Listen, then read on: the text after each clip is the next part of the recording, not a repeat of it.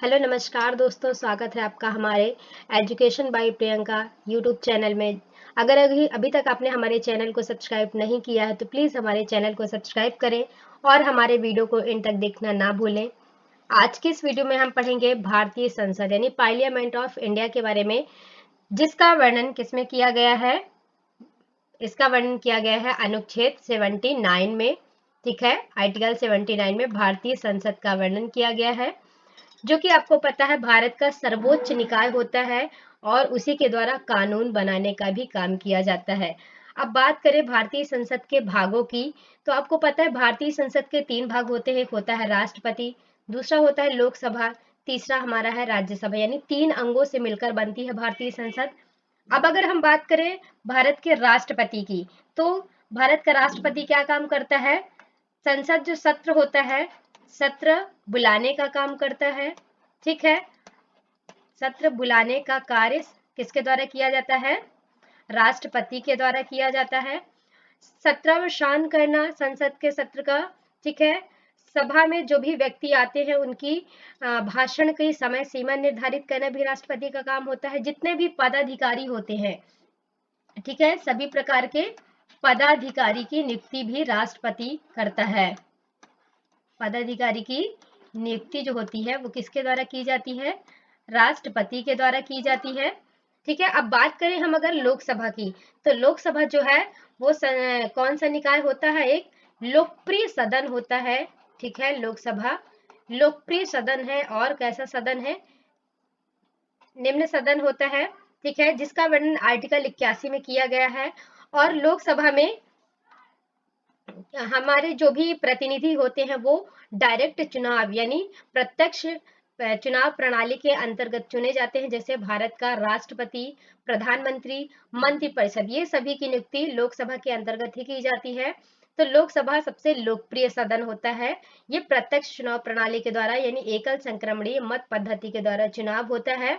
इसमें सदस्यों की संख्या जो है वो कितनी होती है, 550 अधिकतम सदस्य संख्या है, जिसमें वर्तमान में कितनी है, 545 वर्तमान सदस्य संख्या है। ठीक है, लोकसभा की। अब बात करें अगर हम राज्यसभा की, तो राज्यसभा जो है वो संसद का उच्च सदन होता है। ठीक है, उच्च सदन होता है और इसका वर्णन आर्टिकल 81 में किया गया है। और ये एक स्थायी सदन होता है। स्थायी सदन क्यों कहा गया है, क्योंकि इसे भंग नहीं किया जा सकता। राज्यसभा को कभी भी भंग नहीं किया जा सकता।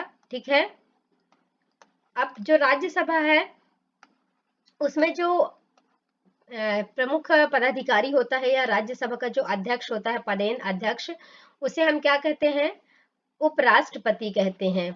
जो उपराष्ट्रपति होता है वो राज्यसभा का पदेन अध्यक्ष होता है। ठीक है, उपराष्ट्रपति स्थायी रूप से कार्य करता है, जिसकी कार्यावधि होती है 6 वर्ष की। और अगर किसी स्थिति में राष्ट्रपति अपना पद त्याग देता है तो उस समय उपराष्ट्रपति जो है वो राष्ट्रपति का पदभार संभालने का काम करता है। उसके सभी वेतन भत्ते राष्ट्रपति के वेतन भत्तों की भांति ही मिलते हैं। सभी कार्य अधिकार यानी संवैधानिक प्रधान के रूप में उपराष्ट्रपति काम करता है राज्यसभा में। राज्यसभा स्थायी सदन होने के नाते उसमें सदस्यों का चुनाव जो है वो 6 वर्ष के लिए किया जाता है। ठीक है, 6 वर्ष के लिए सदस्यों का चुनाव किया जाता है और 1/3 सदस्य इसमें से प्रतिवर्ष सेवानिवृत्त होते हैं। ठीक है, 1/3 सदस्य जो है वो क्या होते हैं, सेवानिवृत्त होते हैं। अब बात करें अगर हम भारतीय संसद की, इसकी डिटेल की बात करते हैं, तो भारतीय संसद जो है भारत का गणराज्य का सर्वोच्च विधायी निकाय होता है। इसके द्वारा ही क्या किया जाता है, कानून बनाने का काम किया जाता है। कानून बनाने का कार्य किसके द्वारा किया जाता है, संसद द्वारा किया जाता है। ठीक है, ये भारत के राष्ट्रपति और 2 सदन यानी 2 सदन कौन कौन से, राज्यसभा और लोकसभा से मिलकर बना होता है। और द्विसदनीय विधानसभा होती है, यानी 2 विधानसभाएं होती हैं, लोकसभा राज्यसभा, जिसमें प्रतिनिधि क्रम से कैसे होते हैं। जैसे अगर हम बात करें राज्यसभा की, तो राज्यसभा में प्रतिनिधि होते हैं 245। ठीक है, लोकसभा के प्रतिनिधि होते हैं 500। 545, ठीक है, 545 सदस्य संख्या होती है इसकी, और अधिकतम 550 होते हैं। तो राष्ट्रपति को विधायिका के प्रमुख के रूप में भूमिका, संसद के सदन बुलाने, सत्रावसान करने की पूरी शक्ति होती है। यानी जो राष्ट्रपति होता है वो क्या होता है, कार्यपालिका का प्रमुख होता है, कार्यपालिका प्रमुख होता है कौन, राष्ट्रपति। यानी लोकसभा का एक सर्वोच्च नेता कहलाता है और भारत का प्रथम नागरिक भी कहा जाता है। भारत का प्रथम नागरिक कौन होता है, भारत का प्रथम नागरिक राष्ट्रपति होता है, जो कि लोकसभा का नेता होता है। यानी एक कहा जाए तो कानूनी या विधायी शक्ति उसके पास होती है, जैसे वित्तीय शक्तियां होती हैं और अन्य जो भी शक्तियां प्रदान की जाती हैं, विधायी शक्तियां होती हैं, कार्यपालिका संबंधी शक्तियां होती हैं। अब कार्यपालिका संबंधी शक्ति का आशय राष्ट्रपति की किस शक्ति से है, जिसमें वह सभी प्रकार के प्रतिनिधियों का चुनाव करता है, उनकी शपथ ग्रहण करवाता है। जैसे सर्वोच्च न्यायालय के मुख्य न्यायाधीश की नियुक्ति राष्ट्रपति के द्वारा की जाती है, राज्यपाल की नियुक्ति की जाती है, प्रधानमंत्री की नियुक्ति की जाती है, और प्रधानमंत्री की सलाह से अन्य मंत्रियों की नियुक्ति भी राष्ट्रपति के द्वारा ही की जाती है। फिर अगर हम बात करें राज्यसभा के सदस्यों की, तो राज्यसभा की जो अधिकतम सदस्य संख्या है वो कितनी होती है, 250 होती है अधिकतम सदस्य संख्या, वर्तमान में है 245, ठीक है। ये एग्जैक्ट आपकी सदस्य संख्या होती है। ये एक प्रकार से कैसे सदस्य होते हैं, जो कि स्थायी रूप से चुने जाते हैं। इसके सदस्य स्थायी रूप से चुनाव किए जाते हैं, और प्रत्येक एक तिहाई सदस्य जो है वो क्या होते हैं, सेवानिवृत्त होते हैं प्रत्येक वर्ष, ठीक है। अब ये सेवानिवृत्त होते हैं मतलब ये उस जगह से उनको ट्रांसफर दे दिया जाता है और अन्य किसी क्षेत्र में उनको कार्य दिया जाता है, और नए सदस्यों का चुनाव होता है, ठीक है। नए सदस्यों का चुनाव प्रत्येक वर्ष होता है, यानी उनके जगह पे नए सदस्य चुने जाएंगे, ठीक है। तो राज्यसभा जो है वो एक प्रकार से कैसा सदन होता है, स्थायी सदन होता है, ठीक है, जिसमें सदस्यों का चुनाव 5 वर्ष के लिए होता है। इसमें जो प्रमुख होता है, राज्यसभा का जो प्रमुख होता है वो कौन होता है, उपराष्ट्रपति। उपराष्ट्रपति जो है वो राज्यसभा का पदेन सभापति होता है, ठीक है। फिर अगर हम बात करें लोकसभा की, तो लोकसभा की अधिकतम सदस्य संख्या होती है 550, ठीक है, वर्तमान में 543 सदस्य हैं।